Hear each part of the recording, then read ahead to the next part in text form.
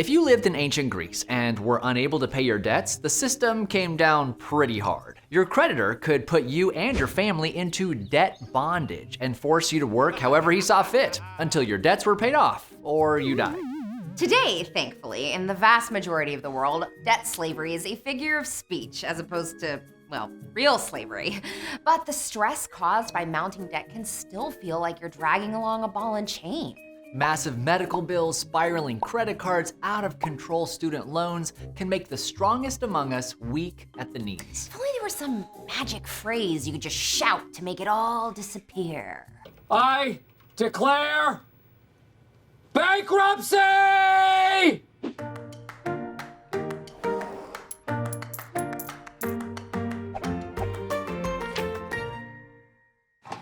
As you know, and Michael Scott quickly learns, bankruptcy isn't just a word you declare and your debts disappear. It's a complicated legal status that is designed to provide relief to those who are financially insolvent. If you've cut your expenses down to a bare bones lifestyle and still can't make minimum payments on your loans, it might be time to think about bankruptcy.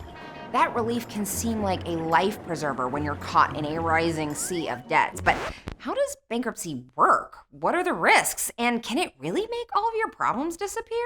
In the United States, there are multiple forms of bankruptcy you can declare for debt relief. There's bankruptcy for businesses, farmers, even municipalities. But the most common forms of personal bankruptcy you'll hear people talk about are Chapter 7 and Chapter 13. The first thing you need to know is that, believe it or not, it actually costs money to file for bankruptcy. $335, in fact, to file for a Chapter 7 and $310 for a Chapter 13.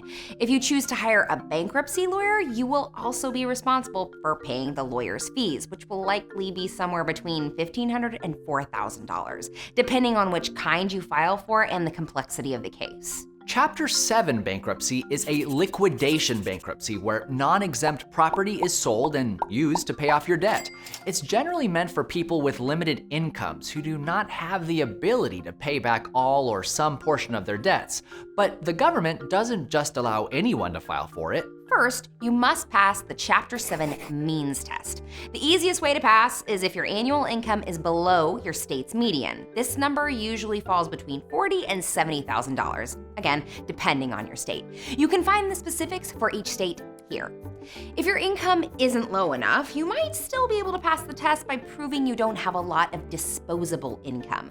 To find out if you pass either of these tests, you can simply fill out government forms 122A1 and 2.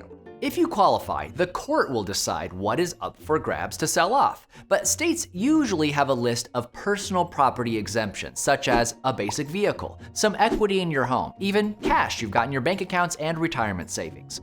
So you won't end up living on the street or without transportation. If you're married and filing together, that can typically double the value of exemptions. But there's definitely downsides.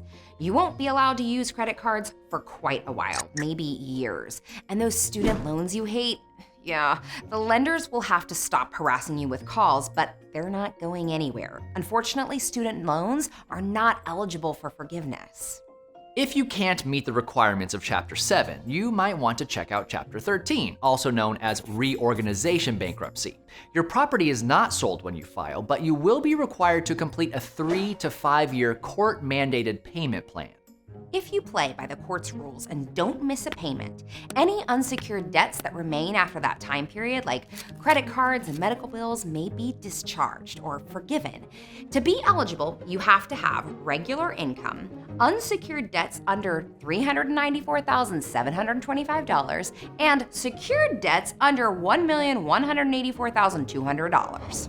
But, as with Chapter 7, even if you successfully complete the process, there are certain types of debts not eligible for forgiveness, like tax debt, child support, and, yep, once again, student loans. It's also probably no surprise that bankruptcy can dramatically decrease your credit score and will stay on your report for 7 to 10 years. This can cause issues with potentially finding a place to rent or even change jobs, since many employers now look at credit reports. But if you were already behind on your debt payments before you filed, your credit score is most likely already shot and it won't make it that much worse. And don't despair. Bad credit scores are like broken bones. They're designed to heal over time, assuming you follow doctor's orders and don't engage in the behavior that broke it in the first place. Keep in mind, this bankruptcy is also going to be on public record. It's not like you'll be forced to wear a scarlet B on your chest, but if the court decides to take your payments from your paychecks directly, your employer will be notified, as will any co-signers that may be on your loans. Then there's one last thing you'll be required to do. Before your debts are discharged, you'll have to attend an approved course on consumer debt. These tend to focus on financial education and lessons on budgeting, and are designed to help prevent you filing for bankruptcy again. If there were only a place to learn these lessons beforehand. Bankruptcy is not a simple or fast process. Filing and acceptance can take many months, and you have to be 100% diligent about following every court order to the letter and paying every bill you're still on the hook for, like property taxes and student loans. If it's used as a last resort, bankruptcy can offer you the relief you need. It might put you through the ringer, but at some point it will end and you can start over. And that's our 2 cents. Thanks to our patrons for keeping 2 cents financially healthy. Click the link in the description if you'd like to support us on Patreon.